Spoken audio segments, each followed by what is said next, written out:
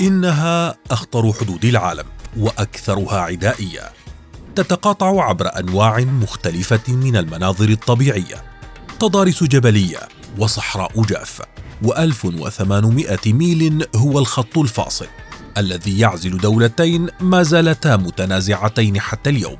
ينير هذا الخط 150 ألف مصباح، ويظهر ليلا من محطة الفضاء الدولية بكل وضوح. هذه الحدود ورغم خطورتها لكنها أصبحت مزارا سياحيا عالميا، وذلك بسبب المهرجان اليومي الذي يقام من قبل حرس الحدود الهنود والباكستانيين منذ أكثر من 60 عام. ومع كل غروب للشمس يحتشد مئات المتفرجين على جانبي الحدود، وبجو مصحوب بنشوة وطنية يردد المتظاهرون على جانبي البوابات هتافات مؤيدة لبلادهم، وينتهي الحفل بسلام قوي من الجانبين وتنكيس الأعلام، ومن ثم إغلاق الحدود. قصص كثيرة رافقت هذه الحدود، منها الغريب والطريف ومنها المروع، وتبقى قصة تلك البلدة التي خرج أهلها ولم يعودوا إليها هي الأغرب. فتخيل نفسك تخرج من المنزل للقاء صديق أو قريب ولا تعود إلى هذا المنزل حتى بعد مرور أكثر من 50 عاما، والسبب أن القرية أصبحت خارج الحدود. إليكم القصة من البداية. قرية تورتوك. في عام 1971 وقعت الحرب الثالثة بين باكستان والهند. تكبد الطرفان خلال الحرب خسائر كبيرة نتج عنها ولادة جمهورية بنغلاديش، والتي كانت تمثل الجزء الشرقي من باكستان.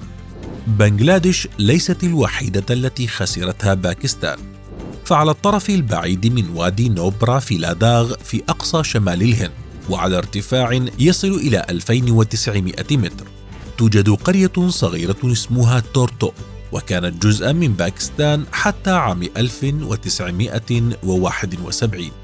احتل الجيش الهندي هذه القرية ولم يعدها إلى اليوم بسبب مخاوف تتعلق بأمن الحدود. لم يتمكن السكان الذين كانوا في الخارج لزيارة الأصدقاء أو يعملوا في أي مكان آخر في ذلك اليوم من العودة أبدا. تسكن القرية مجموعة عرقية من نسل شعب التب، يدين قسم منهم بالديانة البوذية والقسم الآخر مسلمون يتبعون الطريقة النوربخشية الصوفية التي تنتسب إلى المتصوف والشاعر نوربخش الخرساني. أغلقت الهند المنطقة لعقود وسيطرت على القرية بشكل صارم، فلا أحد يخرج منها أو يدخل إليها.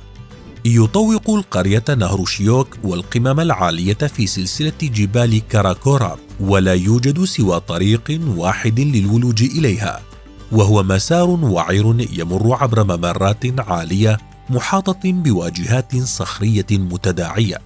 بسبب الارتفاع الشاهق الذي تقع فيه قرية تورتوك، فقد تأقلم الناس هناك مع ظروف الطبيعة القاسية، ففي فصل الصيف يكون الجو شديد الحرارة، لذلك فإن السكان قد أنشأوا أنظمة تبريد بالحجر الطبيعي، ويتم تخزين الألبان واللحوم فيها، وتعرف هذه الأنظمة باسم البيوت الباردة.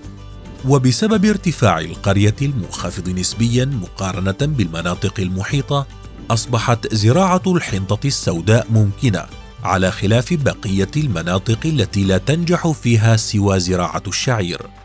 وتشتهر القرية أيضا بالمشمش والجوز، وتساهم بنصيب وافر من إنتاج الهند الإجمالي.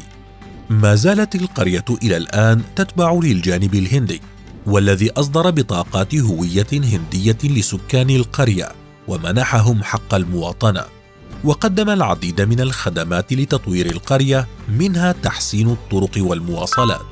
وبينما كان من المستحيل عودة أهلها إليها، أصبحت في عام 2010 تستقبل ضيوفا من جميع أنحاء العالم، بعد أن تم فتحها أمام السائحين لمشاهدة الطبيعة الخلابة التي تتمتع بها قرية تورتوك. فهل ترغب بزيارة هذه القرية والتعرف بطبيعتها الساحرة؟ وبرأيك، هل ستعود يوما ما إلى بلدها الأصلي باكستان، أم أنها ستبقى مع الهنود؟ وللمزيد حول أغرب القرى والمناطق شاهد من هنا قبيلة الهونزا المسلمة.